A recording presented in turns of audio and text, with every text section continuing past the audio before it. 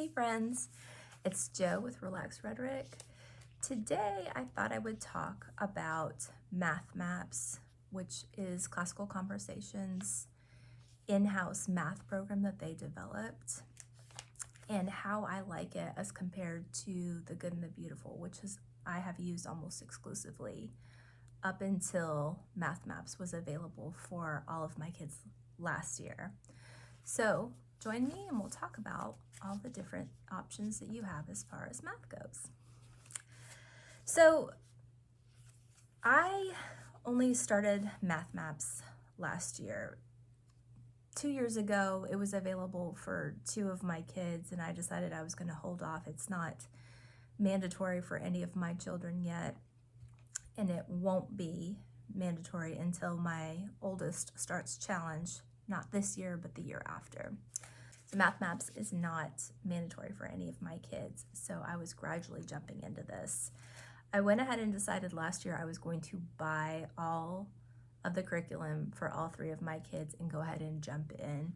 We had talked to the bookstore lady. She had come to speak to our Classical Conversations group, and I was having to kind of be in and out of that meeting. I wasn't able to sit through all of it, but I came out of it feeling better about this.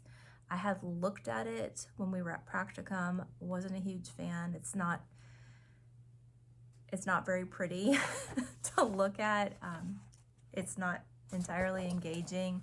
I don't know if you can see some of that, but it's dry looking, especially when you consider that we're coming from The Good and the Beautiful, which is very pretty to look at. So I had seen it in the bookstore, flipped through it, wasn't entirely on board there. The bookstore lady had come to us and talked to us about it, and I had decided, well, it's going to start becoming mandatory in Challenge, which I don't have a Challenge student this year. It will be 2 years from now, so I might as well just jump in. So I went ahead and bought all 3 of the curriculum, which is not cheap. Good and the Beautiful is much more affordable, and it's a consumable product, so you have to buy it each year if you work out of a workbook, which we do. So we had bought it, and I had kind of looked over it a little bit, and then we just decided I'm going to go ahead and start it with school. And we got into it. We did it for about 5 weeks, and I have to say it just wasn't something that was working well for our family. And there's a couple different reasons. One of the things, like I said, it's not as engaging. I don't love looking at it. I felt like my kids didn't like looking at it as much either. And there's a couple other reasons too, and it's different for each of my kids. My oldest is really strong at math. He always has been. He did really well with it.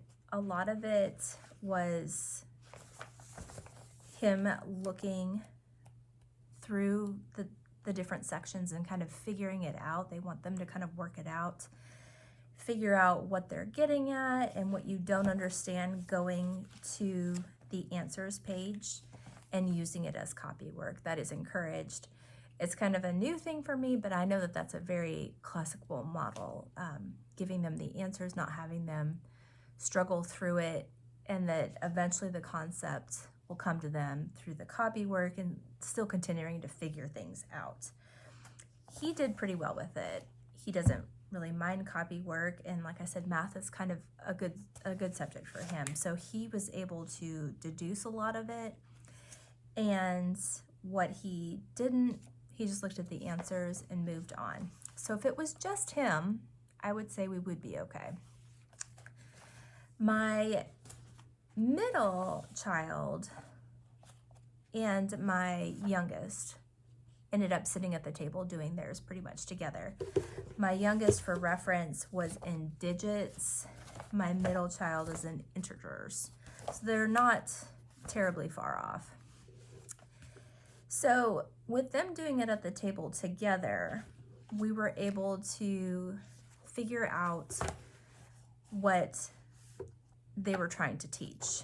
it's not easy to figure that out. If you've looked at the actual curriculum, I find it very, very difficult to teach. So, but when the two of them were together at the table, I could talk through them. I would see what my youngest was doing in digits and kind of be able to help my middle and integers out a little bit more. Like, okay, they're trying to get us that, absolute zero is this, more advanced concepts. So we walked through that a little bit. What we didn't do, they ended up doing copy work, which did not bother my middle child at all. My youngest, however, had the most trouble with it. He was a first grader last year. Kindergarten year was fabulous. He loved math. We did the Good and the Beautiful, very engaged with it. It was probably his favorite subject. When we started with Math Maps, it was completely different. The concepts were not coming to him as quickly in the way that they were presented. And he absolutely hates copywork, tracing, anything like that. He found that very daunting, and it was a challenge to get him to sit at the table.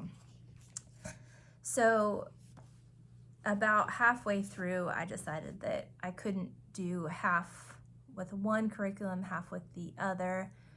And because I felt more comfortable with the Good and the Beautiful, I switched everybody back over to the Good and the Beautiful. And we ended up having a great year. The one thing that I like, I like a couple things about it. I love the pictures on the front. There's some great quotes down here in a Bible verse. There is also a really good, it's just a conversation starter about math and how it pertains to like real world concepts, which I really enjoyed. When I could get everybody engaged at the table, it worked really well. We would have a good conversation. It was usually very brief because, again, I had a first grader all the way through a sixth grader. I know many more people have a lot more kids, but I find it difficult for everyone to sit down and try and have a conversation about a math topic. But I do enjoy that a lot.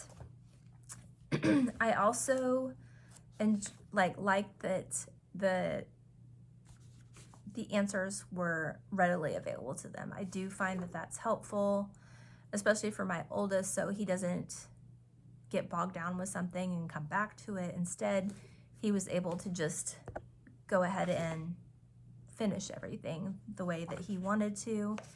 And I do think that he was retaining a decent amount. The people that I know that really like this are able to have good conversations with their kids and get them engaged in this and then kind of do it together as a family.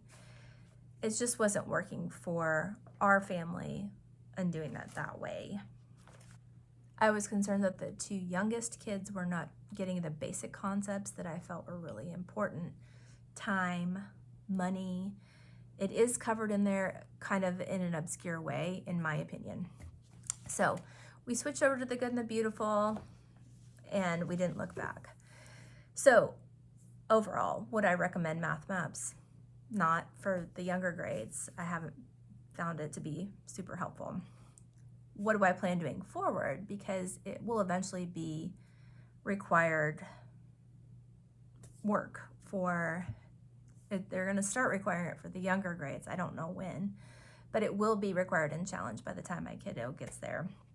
So what I plan to do right now, and again, this isn't something I'm going to have to think about for next year, but the year after that, I will probably buy the Challenge material, the Math Maps that match up with the Challenge material, and have him use it as copy work before he goes into our CC day, so that he is able to have conversations with that about, with his classmates about that.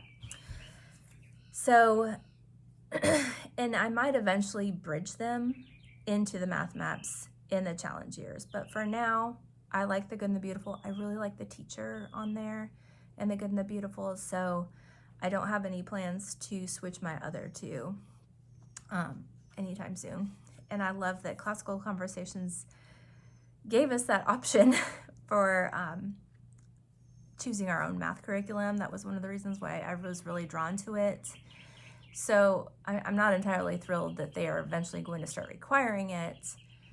However, that is my plan right now, is in the challenge years kind of bridge them over to it to make it hopefully fairly seamless with them. So that's my opinion on it, and I am anxious to hear if anybody else had different opinions about it, and if you like it, what do you like about it, and how did you get it to work with multiple kids?